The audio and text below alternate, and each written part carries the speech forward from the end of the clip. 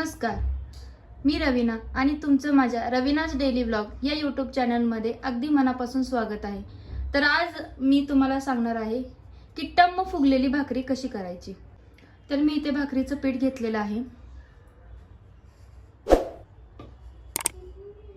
त्याच्यामध्ये थोडं थोडं पाणी टाकून मी याला मळून घेणार आहे।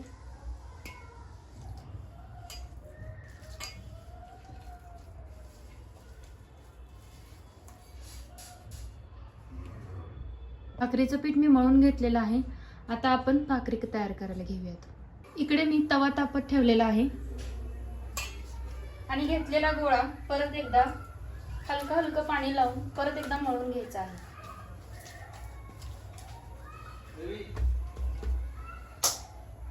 तर इथे मी गोळा असा मऊसूद मळून घेतलेला आहे। त्याला असा गोलाकार शेप देते आणि थोडंसं ज्वारीचं पीठ खाली घेते पिठाच्या।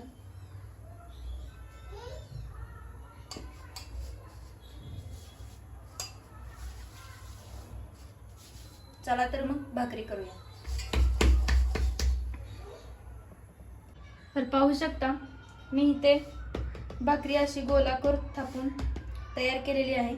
आता तवाही गरम झालेला आहे, तर मी तव्यावर टाकून घेते।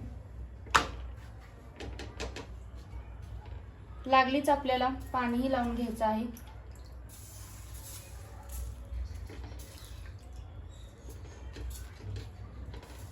पाणी जास्त लावायचं नाही, नाहीतर भाकरी उलटल्यानंतर तव्याला चिटकून बसते। गॅस फास्ट करते।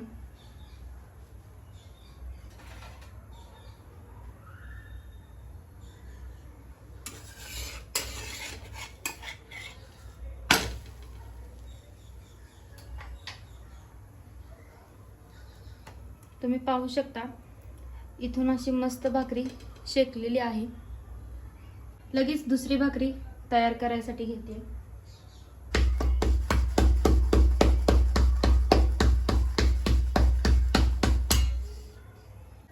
तर पहिली तयार केलेली भाकरी मी उलटून पाहते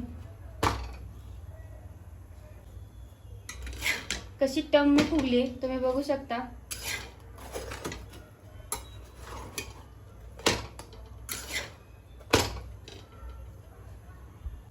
पहिली भाकरी तयार झालेली आहे, तिला मी काढून घेते आणि लागलीच गॅस कमी करून दुसरी भाकरी टाकून घेते।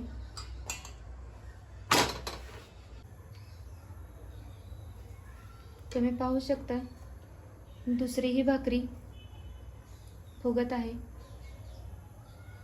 अशाच बाकीच्या पण भाकरी मी तयार करून घेते। तर माझ्या इथे भाकऱ्या तयार करून झालेल्या आहेत, तर मी तुम्हाला एक भाकरी अशी मधून हे करून दाखवते।